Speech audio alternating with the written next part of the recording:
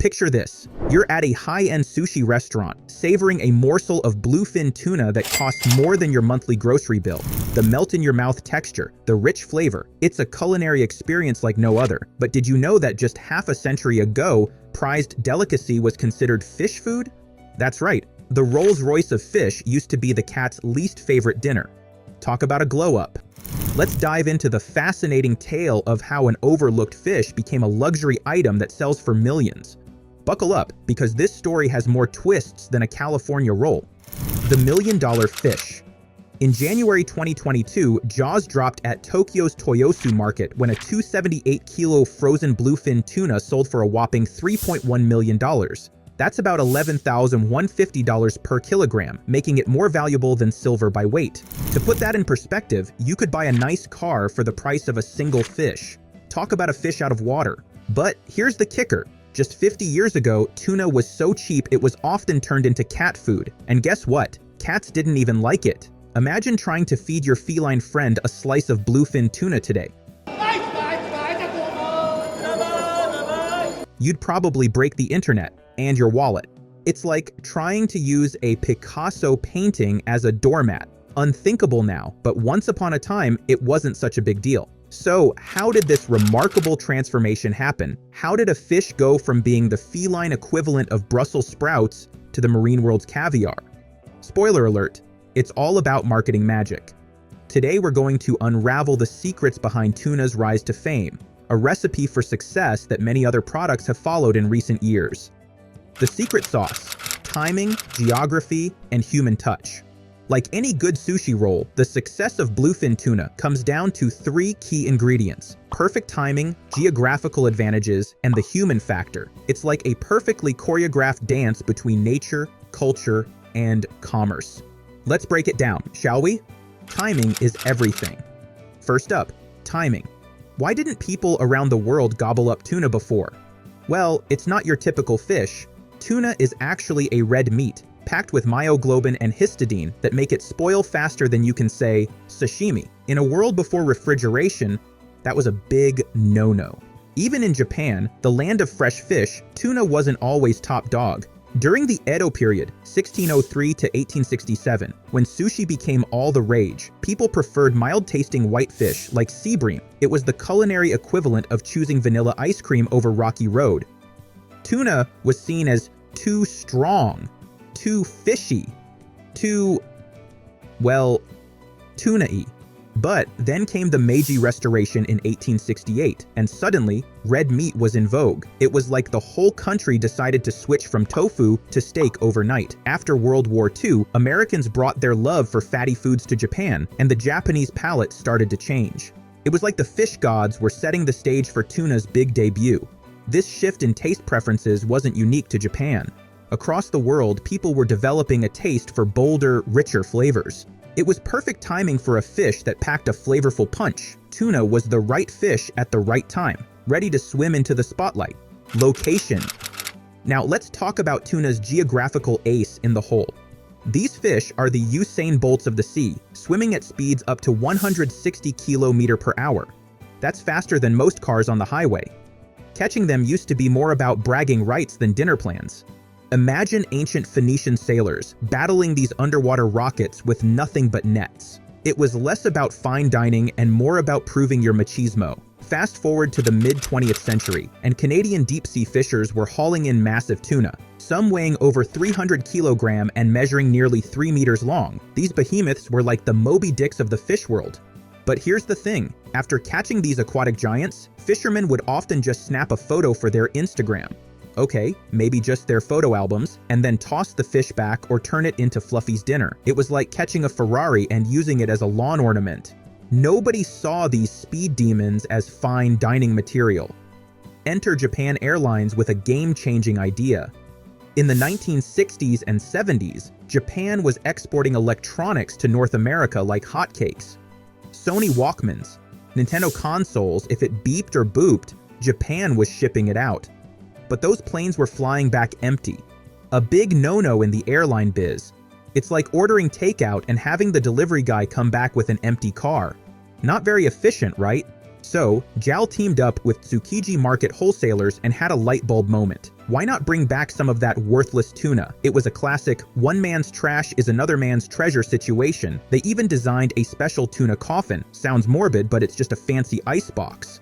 And kitted out their planes with state-of-the-art cold storage. Suddenly, fresh tuna was jetting from North American waters to Japanese plates faster than you can say Toro, please. It was like the fish equivalent of teleportation. This new supply chain didn't just transport fish, it transported possibility. Tuna was no longer just a local catch. It was an international commodity. The human touch, making tuna cool. With timing and geography sorted, all that was left was the human factor. And boy, did the humans deliver. Enter the tuna dismantling show, part spectacle, part marketing genius, all entertainment. Picture this, a master fish cutter, dubbed Oyakata, wielding a torch-lit blade, slicing through a massive tuna like it's butter. It's part culinary skill, part performance art, with a dash of samurai swagger thrown in for good measure. These shows didn't just cut fish, they carved out a new market. The Tsukiji fish vendors, led by the visionary Yamamachi, turned fish preparation into a must-see event. They even roped in celebrities, like the famous actor Kinya Kitauji, to add some star power. It was like having Brad Pitt show up at your local supermarket to promote a new brand of cereal. The best part? After the show, they distribute pieces of the freshly cut tuna to the audience. Talk about interactive marketing. It was like a fishy version of Oprah's famous car giveaway. You get some tuna, you get some tuna, everybody gets some tuna. Suddenly, everyone wanted a piece of this ocean-fresh delicacy. It was like the fishy equivalent of a supreme drop. If you weren't eating tuna, you weren't cool. The tuna had gone from cat food to the hottest thing since sliced bread, or should we say sliced sashimi. But turning tuna into a true luxury item? That required some next-level marketing wizardry. It wasn't enough to make tuna popular. They needed to make it prestigious. And that's where the real genius came in. The 1-2 punch, premium pricing and grading systems. Ever wonder why some steaks cost more than others? It's all about the grade. The same principle applies to tuna. Japanese trading companies and North American fishing outfits cooked up a grading system based on factors like fat content. It was like creating a caste system for fish. Here's a fun fact. The most prized part of the tuna is the fattiest bit, the belly, otoro. It's followed by the medium fatty part, chutoro, and the lean part, akami. In tuna producing areas, they actually use a special tube to test each fish's fat content. Talk about high stakes poking. It's like a fish version of The Princess and the Pea, but instead of a pea, it's fat. And instead of a princess, it's a price tag.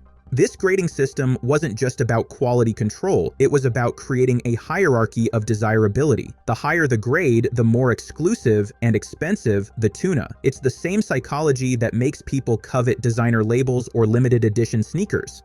By creating these distinctions, the industry turned tuna from a commodity into a luxury good. To add even more exclusivity, the Japan Consumer Agency crowned wild bluefin tuna with the title Honmaguro, genuine tuna. It's like getting a blue checkmark on Twitter, but for fish. This designation created a clear distinction between the cream of the crop and everything else. Suddenly, not all tuna was created equal. This grading system, combined with dwindling tuna populations, sent prices soaring faster than a tuna can swim. The Tsukiji market became the Wall Street of the tuna world, setting global prices. If you wanted top-notch tuna outside of Japan, you had to go through Tsukiji. It was like a fishy version of, if you can make it here, you can make it anywhere. The result? A perfect storm of scarcity, quality control, and marketing that transformed tuna from an everyday fish into a luxury item. It wasn't just food anymore. It was a status symbol. The auction spectacle. More than just fish. But wait, there's more. Japan doesn't just sell tuna. They turn it into a show.